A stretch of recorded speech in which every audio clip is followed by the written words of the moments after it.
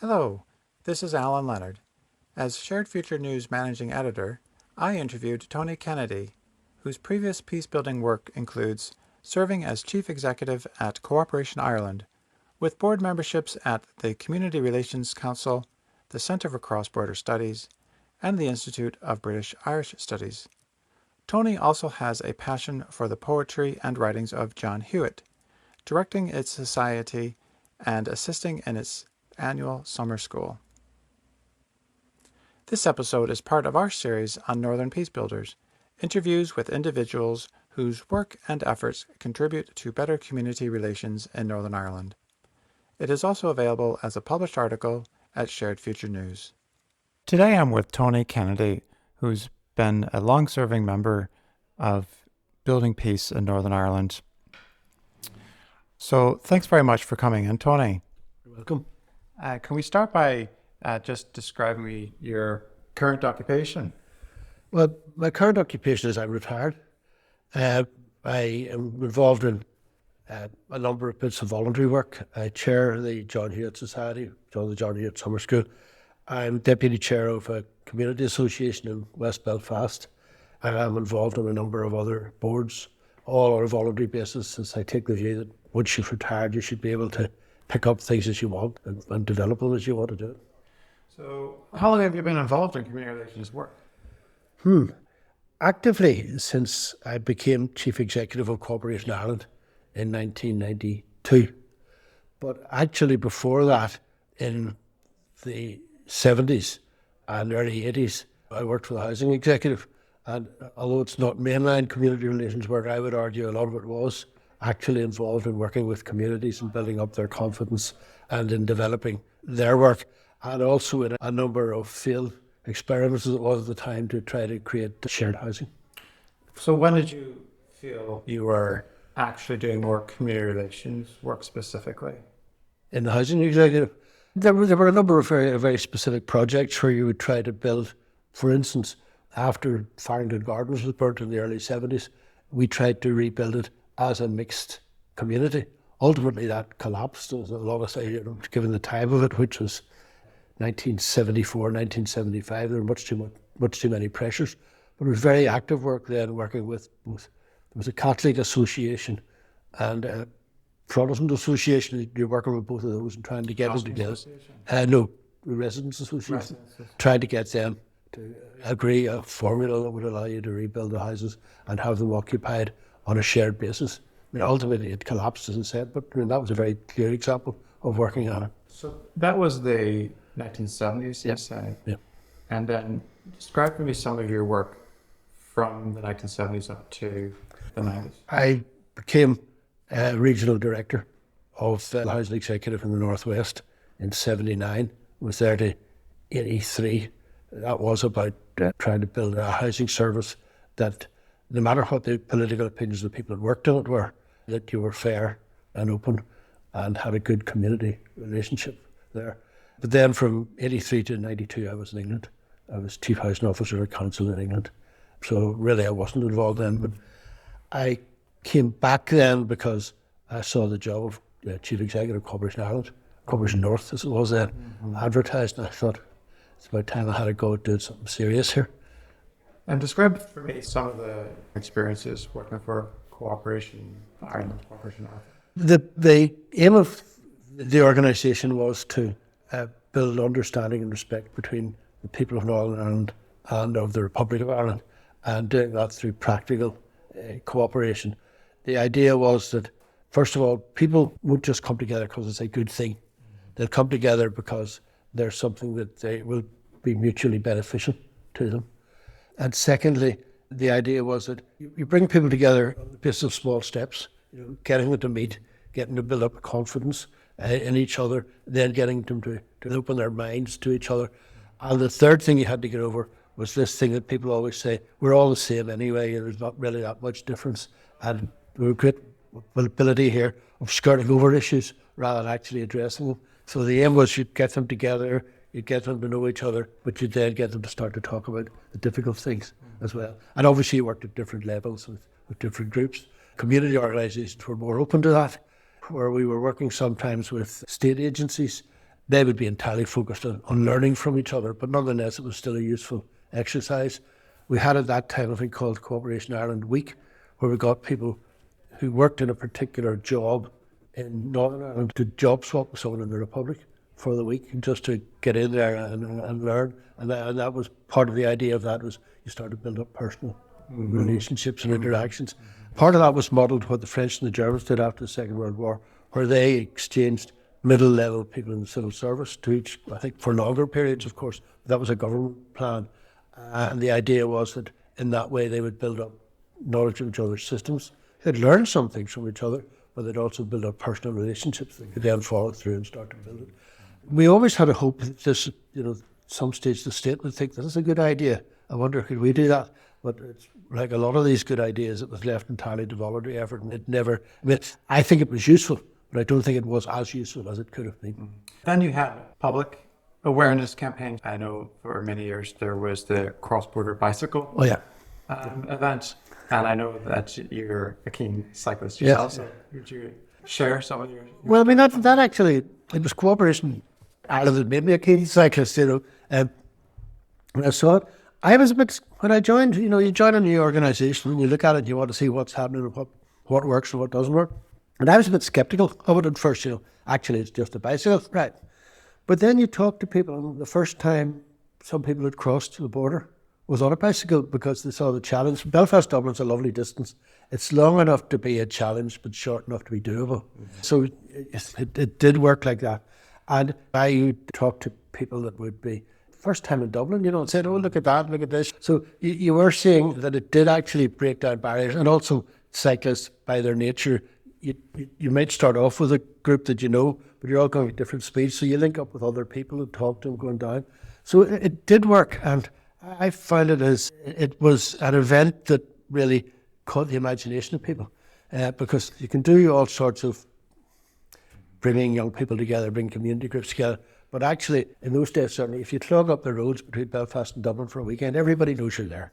Everybody knows something's happening, and they at least ask questions about it. So when did this cross-border bicycle tour start? It started in the late 80s. It started before I joined the organisation. And it actually started as a result of an initiative at the time. They asked young people who'd been going through programmes for ideas as to what could be done. And some young person suggested, why don't you do a Belfast-Dublin bicycle ride? And the organisation picked it up and ran with it. There are lots of charity cycles now. There weren't very many at the time. At its peak, there were 4,500 people did the thing in one weekend, which was a tremendous logistical challenge. But it just showed the impact it had. Now then it started, like all these things have a life cycle, and the life cycle went. But it really did make an impact with people at the time. So maybe to talk a little bit since the Good Friday Agreement in the late 90s. So what do you think has generally gotten better since the Good Friday Agreement? I think there's more things happening. There are more people talking. I'm involved, as I said, as deputy chair of the Poland's Community Association, although I don't live in the area. And I was just talking to one of the guys last week about the amount of cross-community stuff that they're doing. So although the segregation is still there, there is quite a lot happening on the ground that I think a lot of people don't know about. And it tends to be in the more disadvantaged areas, where there's a conscious effort made to try to build the links. I think there's more of that happening. It's got more mature. I think the discussion has got more mature. It hasn't been helped by the political stalemate and the positions being taken by the parties. But my feeling is in a lot of those areas, the people have moved on beyond that. So I'm pleased to see the amount of stuff that's happening. And I think it's, as I said, it's more sophisticated. So would you say this is another example of where sometimes community groups and civil society are still progressing or making attempts, and with the political class or politicians not behind the curve, but embroiled in their own disputes? I think they're embroiled in their own disputes and priorities. The comparison I would draw is with Brexit, where there's a small group of arch Brexiteers seem to be holding the entire, not just the cabinet or the Conservative Party, but the entire country to ransom and by adopting a very intransigent position. And I think there are times when it becomes very difficult for the political class to move. They're always looking at who they need to keep on board. I think there's some great things have been done. Saw a debate about you shouldn't make gestures. I think you should make gestures, and I think Irene going to the GAA these are all small but important things. So I think that they're welcome. But what always strikes me about a lot of this is it's not planned. It's like a one-off that happens. Nobody thinks about it.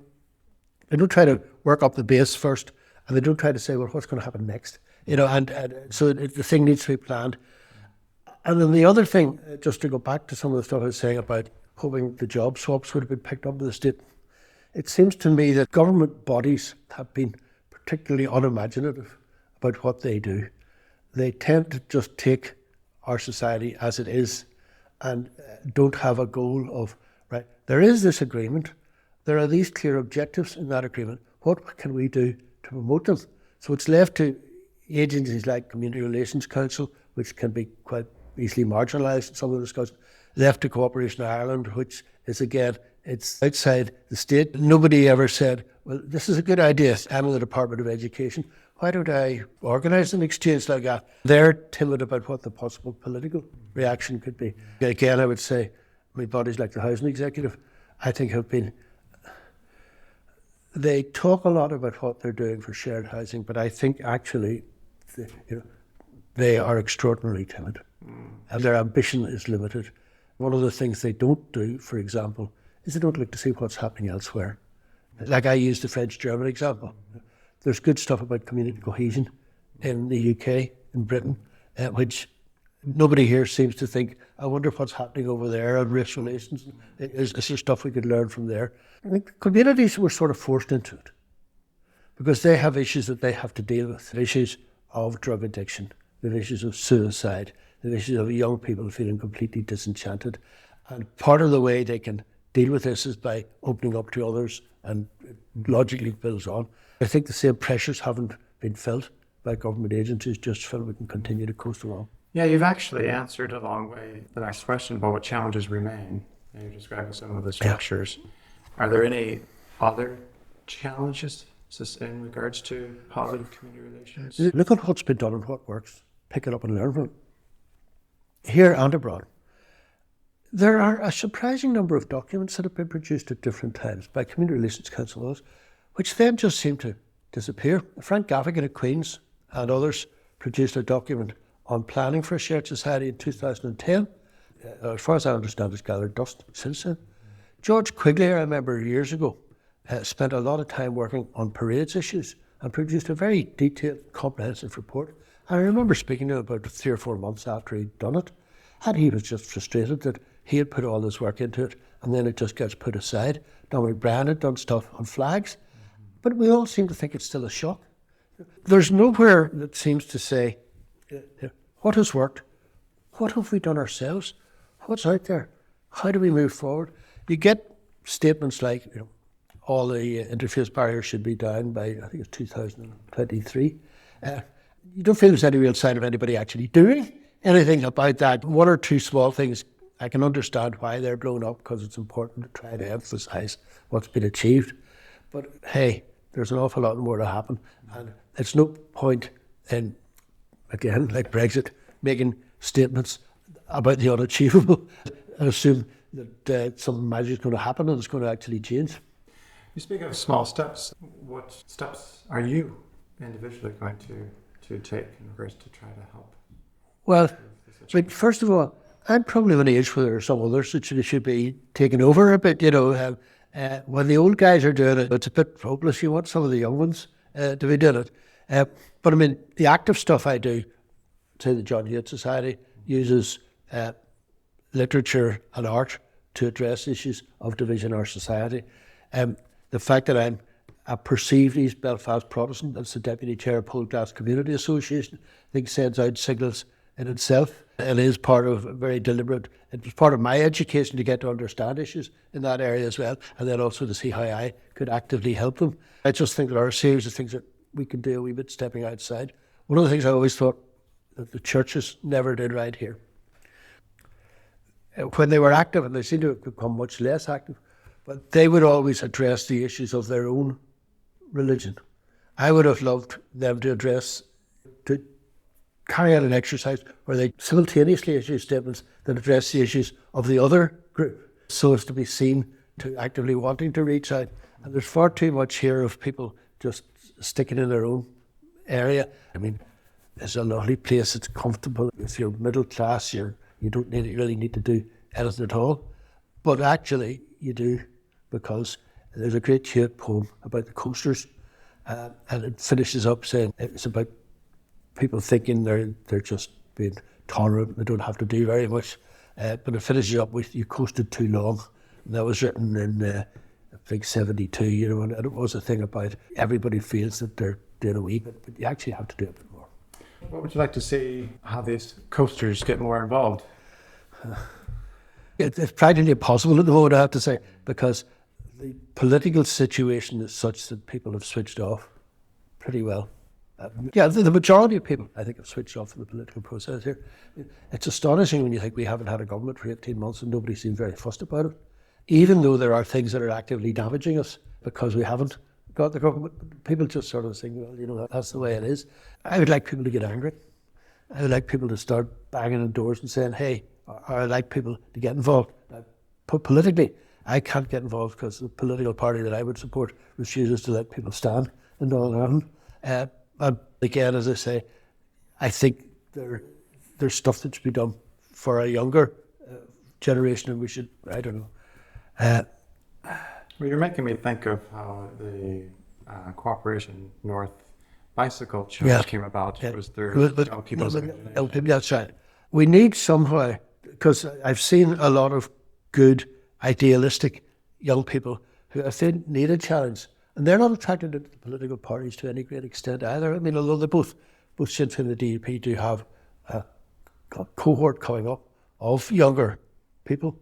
But I mean, I think they're a minority very much on either side. Or is it the case they may not be as exercised about community relations as previous young generations were, with the ceasefires? Yeah, well, people bank things. There's no trouble. Things are okay. Why should I get, what do I don't think there's exercise, but I don't think there's channels. I'm not sure what the answer is for the channels, but I think we do need somehow to create the opportunities. And I hate to go back to it, but part of this would be some kind of, you need a political lead in this. Trade unions were much more active when there was active violence. CBI were much more active. When you talk to people, they're broadly in agreement with it, but nobody actually does anything. There is no active civil society apart from community relations is actually seen as a separate little box over there. That's what the CRC worries about. But there's no movement of people, and there's no feeling like that. Maybe the way to do that is to try to engage young people involved in students' unions. The integrated education alumni are keen to promote integrated education. So we need to do something about that. There's a perennial cynicism among journalists about anything that's, even the words people use, cucumber sandwiches. I never saw a bloody cucumber sandwich in a quarter of a century. But that's the sort of language that is used as a disparaging way to try to tackle people are tackling real serious issues. Well, finally, Tony, just a couple of finishing questions. What is your vision for Northern Ireland? What would I like it to be like? I would like to be a place where it was genuine equality, where people weren't forced into jobs or houses or lives or sports on the basis of either their religion or their ethnic background or any of the other points. I would like it to be a place where we were prepared to talk openly about what our experiences are without taking offence, where we'd be better at listening to each other. I'd like it to be a place where there was a good economy that kept young people in the place rather than move out of the place. I'd like it to be a place where there wasn't a high level of suicide that there is particularly among young men. So it's a place where people are valued, people are respected, people can speak honestly and openly to each other, and where there's no concern about any of the artificial divisions that we feel we have to opt into. How would this be represented physically? Well, the first way we represent physically is the interference barriers would not be there. It would be also by a difficult type of, the absence of all the sectarian markers that there are around the place, both flags and memorials that have been put up, all that paraphernalia there, the subtle ways that we use to tell people this is my area, not your area, that would have gone. And then finally, how would this be represented humanly? I don't know if my generation could do it. It's getting rid of this thing at the back of your mind where you judge people before you've met them, and you judge them on your assumption as to what their views are because of their religion or something else. An example from a few years ago, I had a colleague, a Catholic guy I knew, who was out with a Protestant that he knew, and they'd known each other for, I don't know, for 15, 20 years. And they were having a drink, and at some stage my Catholic friend said something about supporting the police. And his friend said, oh, I thought because you're a Catholic, you'd still be against the PSNI. And the thing was, they were friends, but they had never actually discussed this issue. And he was being judged on something. Now, the friendship was there, but how real is a friendship if you can't discuss one of the biggest things that's still affecting our society? The human level of it would be that people be prepared to interact honestly and openly and not judge others by what they perceive their views are. Prejudice, so even prejudice among friends would be removed. Yeah. Right. Great, Tony. Thank you very much. Okay, thanks.